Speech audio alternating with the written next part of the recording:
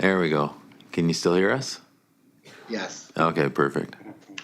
great. All right. Well, I think we got quorum now and 12:30.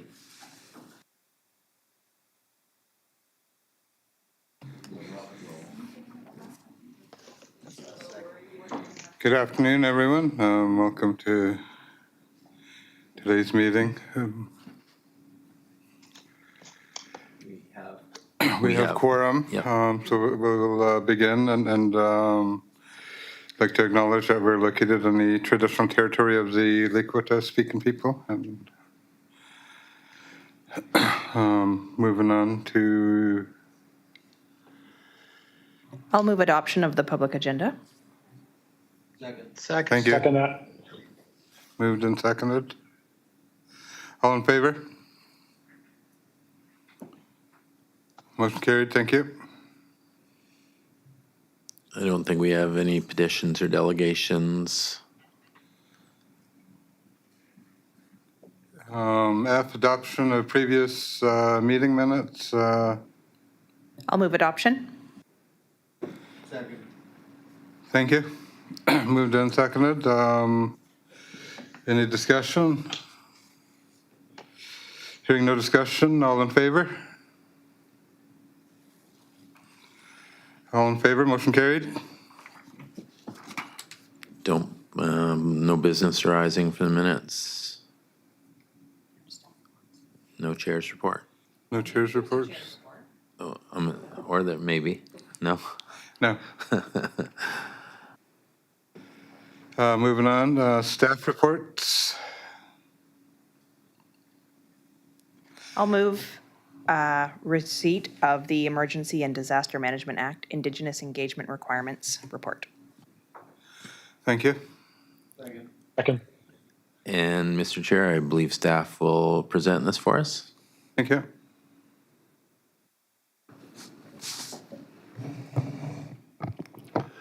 So through the chair to the committee, the purpose of this report is twofold. A couple months ago, the province gave every local government and First Nation in British Columbia a sum between $40,000 to $60,000 to assist them with meeting the Indigenous engagement requirements as required under the new Emergency and Disaster Management Act, which received royal assent in November of 2023. Our regional district went forward with the idea of pooling some of that money together wherever possible. So we have a partnership with the 4 villages, New Chatlat First Nation and Mawahad Muchalat First Nation, to fund a staff position to take a regional approach to this Indigenous engagement requirements. This proposal went before this committee a couple months ago, then through board. We went through a hiring process, and the nice young man sitting next to me is our new Emergency Services Indigenous Engagement Coordinator. As far as I know, we're the only regional district in BC that's taken this approach to utilizing this funding under this act. And I'm going to give Kelsey Robinson a moment to introduce himself.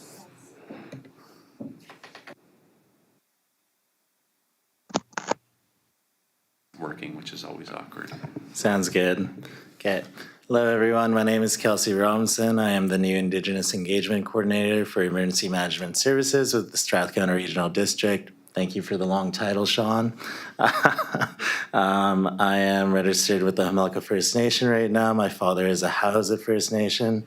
I grew up in Campbell River, lived here most of my life, went to school in Victoria, obtained a Bachelor's of Business Administration degree with a concentration in sustainability from Royal Roads University. I have a lot of background in tourism and some experience sitting on chief and council with the Hamelka First Nation for 2 terms. And I'm excited to be here, excited for this opportunity and to work with Sean Koopman, who I've seen on and off at Strathcona Gardens with my other job as a lifeguard swim instructor. So thank you. And through the chair, so back to the report, if some of this rings familiar to the board meeting in August, it's because it does. The board meeting in August was about new requirements under declaring a state of local emergency, and part of the Indigenous engagement requirements require engagement with impacted Indigenous governing bodies if we are declaring a state of local emergency, exercising response powers, or permitting re-entry after a mass evacuation.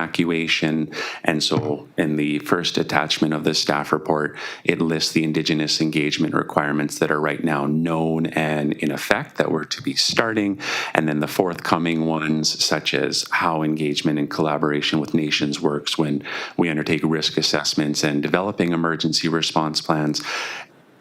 The purpose of this report is to ask you that we can start moving forward with engaging the nations on meeting these requirements from a regional level, but also that we do this in conjunction and as kind of a subpart of the overall reconciliation framework, in that the reconciliation framework is going to be putting together a cultural safety training plan.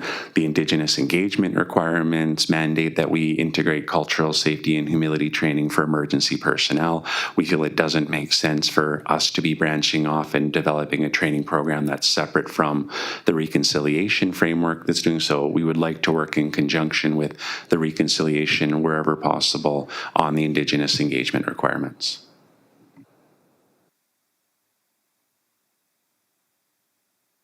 I can't move option B, so one of you will have to. Move option B. Do we have a chance for questions first? Or does that come after?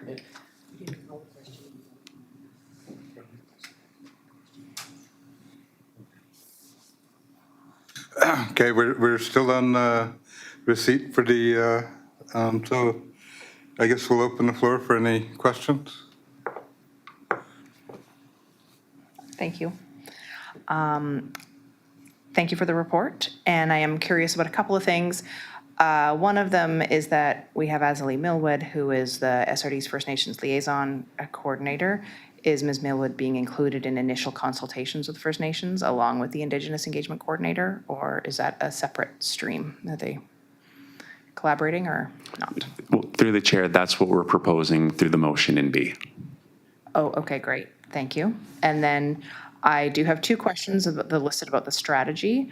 One of the items included in the strategy is resourcing for the process.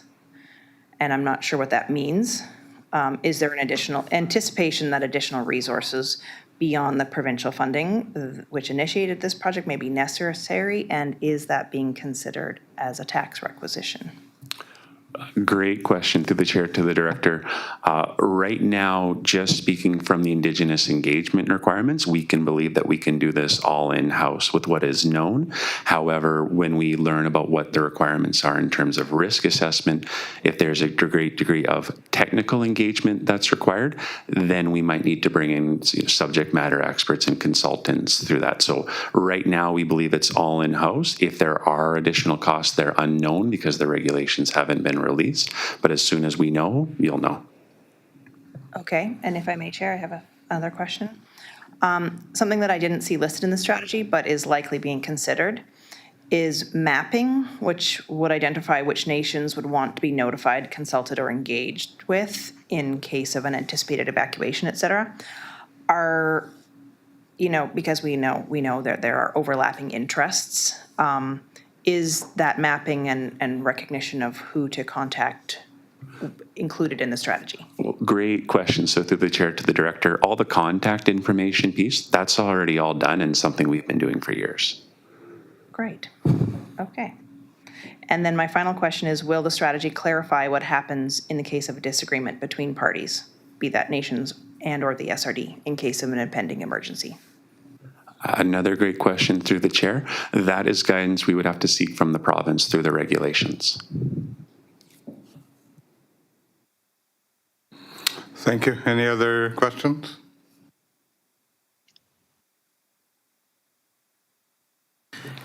Okay, so if somebody wants to move B? Oh, we haven't voted on receipt? Move receipt? I'll move receipt. Moved and seconded, thank you. All in favor? Motion carried, thank you.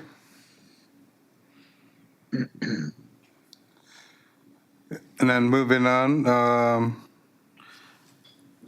Can I move? Move It's that the not committee two, it's recommend- number 2. Yes, go ahead, Director Vanesh. I'll move the committee recommend that the regional district develop a strategy for the Indigenous engagement requirements under the Emergency and Disaster Management Act as a component within the regional district's First Nations reconciliation framework. Second. moved and seconded, thank you. Discussion? Hearing none, all in favor? Motion carried, thank you.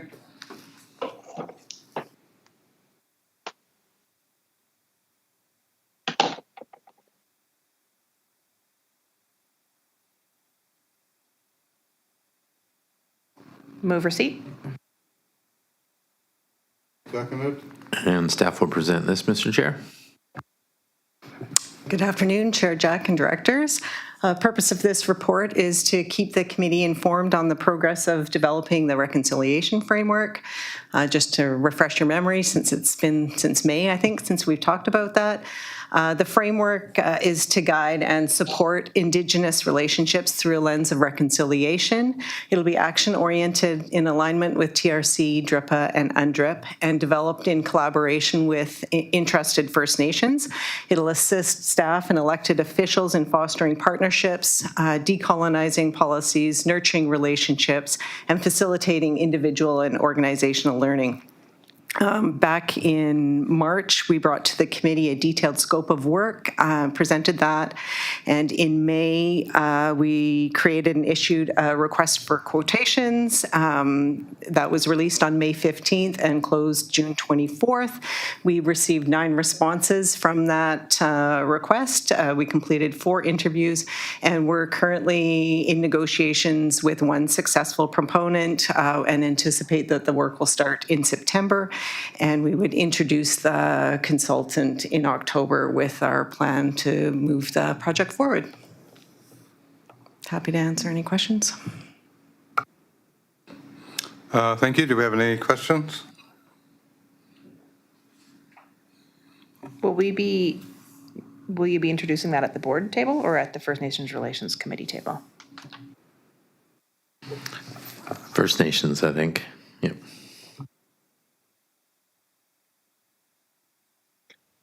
Thanks. Looking forward to it. We will vote on, all in favor? All in favor, motion carried, thank you. 3, National Truth and Reconciliation Day, dated September 30th, 2024. Move receipt. Moved, Second. And staff will speak to this, Mr. Chair. thank you. Thank you, Chair. Good afternoon, directors. September 30th is National Truth and Reconciliation Day. And leading up to that day, there is Truth and Reconciliation Week. There are a multitude of lunch and learns hosted by the National Truth and Reconciliation Commission. And I just wanted to mention that this day is to honor the survivors of residential schools. And I wanted to quote Murray Sinclair, who was the chair for the Truth and Reconciliation Commission when they were interviewing survivors of the schools. And he has articulated that reconciliation involves more than an apology. It requires a commitment to preventing such injustices from occurring again, and fundamentally rethinking how the nation's history and its impact on Indigenous communities are understood. So with these webinars, they will touch base on many historical issues as well as contemporary issues. And on that, starting September 23rd through to the 25th, some of the topics are health-related impacts of the residential school system, on the 24th, allyship and confronting unconscious bias, 25th, impacts and addressing Indigenous identity fraud, And the 25th is a community perspective on the United Nations Declaration on the Rights of Indigenous Peoples.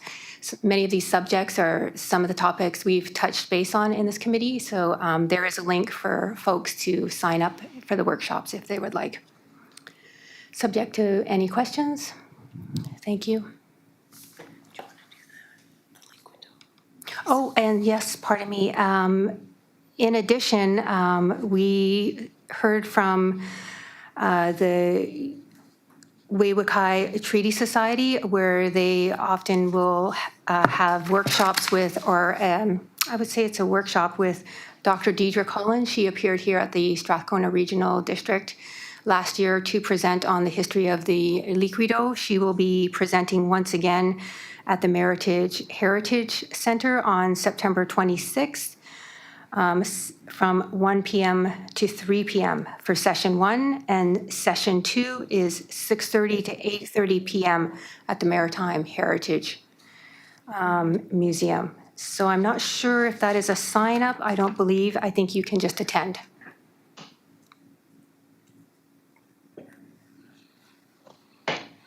Director Vonich?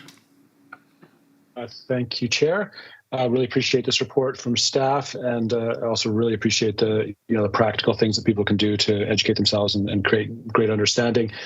I'm certainly going to be sharing those with my constituents, and I'm just I can put this in a motion, but just a request that these workshops be shared through the SRD social media so that all folks can have an opportunity to know they're happening and sign up. I'll second that. Thank you. Yes, we plan to do that. We're sharing with staff, and we'll have some public awareness the week leading up to the day. Great, thank you. Thank you. If I may, that's excellent work, and thank you to staff. It's always good to see growth and healing coming about in the community. My dad's a survivor, so it's something that's near and dear to my heart. Thank you. Moving on. Oh.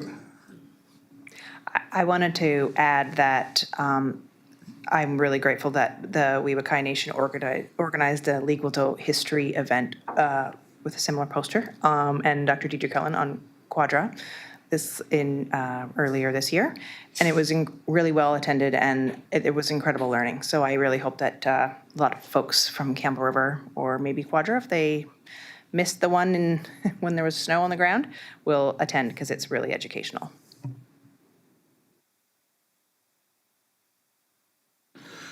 No other discussion. We'll move receipt. Just vote on receipt. No. All in favor? Motion carried. Thank you. Moving on, number 4, Indigenous Youth Hockey Camp, a collaborative effort for community development. Move receipt. Move. Second. And Thank you. Mr. Chair, staff will speak to this as well. Thank you, Chair. On August 17th, a partnership between the Weawakai First Nation, the Strathcona Regional District, iSpark, the City of Campbell River, hosted a community hockey camp, an Indigenous camp. The event was well received. There were 26 participants. They had orange shirt jerseys. It went the whole day. We had facilitators. The Strathcona Regional District provided food for the group. Everybody ate. We had orange shirt jerseys supplied by the City of Campbell River. We had excellent feedback. It was just a really great event, and I just wanted to thank this committee for supporting these endeavors that I have been able to do in the summertime last year, the Northern Regional Games, and this summer I was able to do this partnership between multiple groups to host this camp. We had excellent feedback, and it just really, on a staff level, really motivates me. It was just really great to work with youth. Certainly I enjoy everything I do. However, it was just nice to work with you. So I thank you for that support. As you can see there, iSpark, they helped us with the sign up, so folks were able to fill that in. They helped with the facilitators. The We Become Nation organized the kids. They went and grabbed the food. It was just, what can I? Oh, yes, of course. And I almost forgot to mention the Storm. The Storm so the Storm is the junior B hockey team. So they had two of their Indigenous players come in, help with the on-ice facilitation. The kids really enjoyed them. So every time the kids scored a goal, they made one of the Storm hockey players do a push-up. So unfortunately for them, they did many push-ups. We hope to try to do these in the future.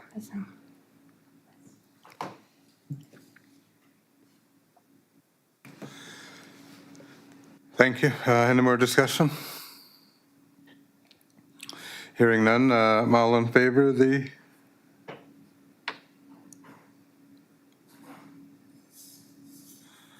abstentions? None? Moved. Thank you.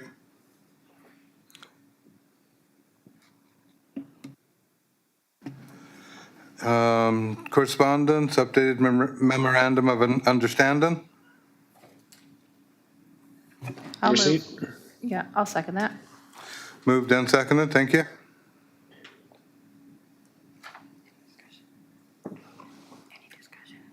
Any discussion on the motion?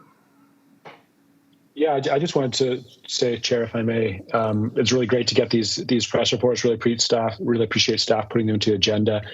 I think it's a lot of what government can do is see what's working in other places, and learning what success looks like in other places allows us to ultimately be more efficient and do less work and follow in the footsteps of those that are taking leadership. So thank you.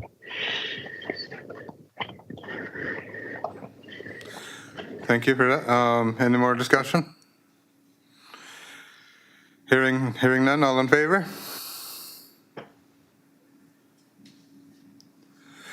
Motion's carried. Thank you.